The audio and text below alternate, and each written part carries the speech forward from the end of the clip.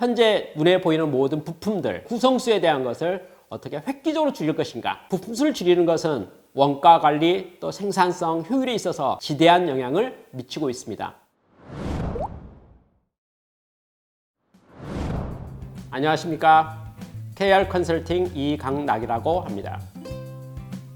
오늘 여러분에 드릴 말씀은 부품수를 어떻게 줄일 것인가에 관계된 관리 기법에 대한 이야기입니다. 부품수를 줄인다고 하는 것은 원가 혁신에 있어서 또 경쟁력을 가져가는 데서 매우 중요한 하나의 평가 지표, 관리 지표가 된다고 말할 수도 있습니다. 예를 들어서요, 어느 제품이 있습니다. A 제품과 B 제품을 비교 평가할 때 중량을 검토해 보면 무게가 무거운 쪽이 재료비가 많이 나갈 것 같다, 이렇게 생각해 볼 수도 있고요.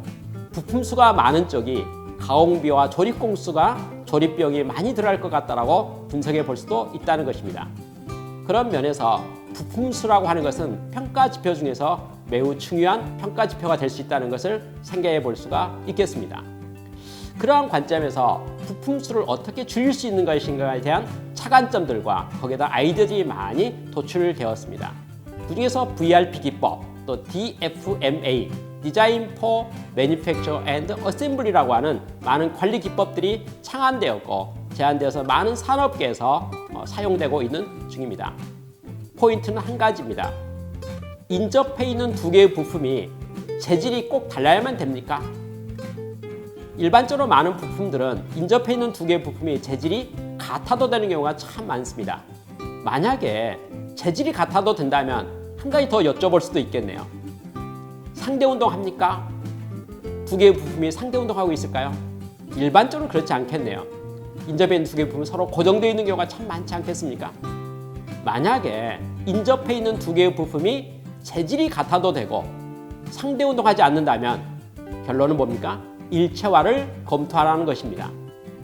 만약에 하나로 합쳤을 경우에 조립하는 문제, 분해하는 문제, 어떤 공정상이나 조립 문제가 발생하지 않는다면 그 부품은 합쳐도 문제가 없다라고 하는 이론입니다.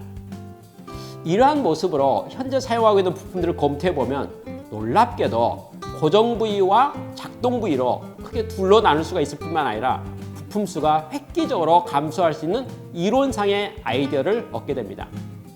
제가 이러한 로직에 의거해서 제품들을 검토해 보았을 경우에 현재 구성되는 부품수가 124개 있었던 부품이 지금 말했던 이론, 인접해 있는 부품은 재질이 달라야만 됩니까? 상대 운동을 해야만 됩니까? 라는 체크리스트를 가지고 분석한 결과 7개 또는 14개 정도로 해석되는 것을 볼 수가 있었습니다.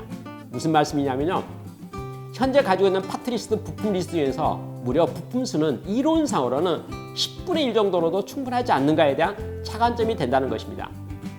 그렇다면 90%의 부품에 대해서는 우리가 드디어 아이디어를 구체화하는 작업이 필요하겠네요. 현재 왜 합치지 못했을까요? 아마 공정성의 문제가 있겠죠. 생산 기술상의 문제가 있겠죠.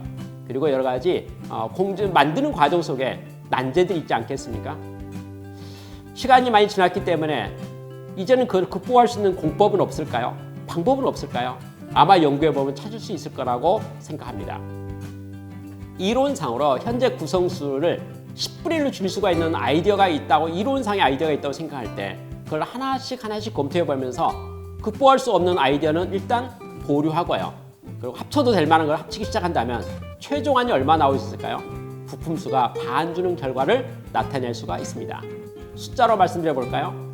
현재 부품수가 100개로 구성되어 있습니다. 이론상의 부품수는 10개면 됩니다. 자, 나머지 90개를 합치는 작업에 대해서 하나씩 검토해 보기 시작했습니다. 어떻게 되었을까요? 90개 중에서 반 정도가 줄었다고 가정합시다. 그러면 100개의 부품이 55개가 되든지 45개가 되든지 50개가 되든지 하지 않겠습니까? 이것을 어떤 사람이 평가하기를 부품수 반감법, 이렇게 표현하기도 했습니다. 부품수를 줄이는 것은 원가 관리, 또 생산성, 효율에 있어서 지대한 영향을 미치고 있습니다. 현재 눈에 보이는 모든 부품들, 또 제품들, 거기에 대한 구성수에 대한 것을 어떻게 획기적으로 줄일 것인가에 대해서 사용할 때 바로 부품수 반감법, VRP 기법이나 DFMA 기법이나 지금 말씀드린 차관점에 대한 것들을 활용한다면 큰 성과가 있을 것을 예측할 수 있습니다. 여러분도 검토해보고 사용해볼 것을 적극 권하고 싶습니다. 감사합니다.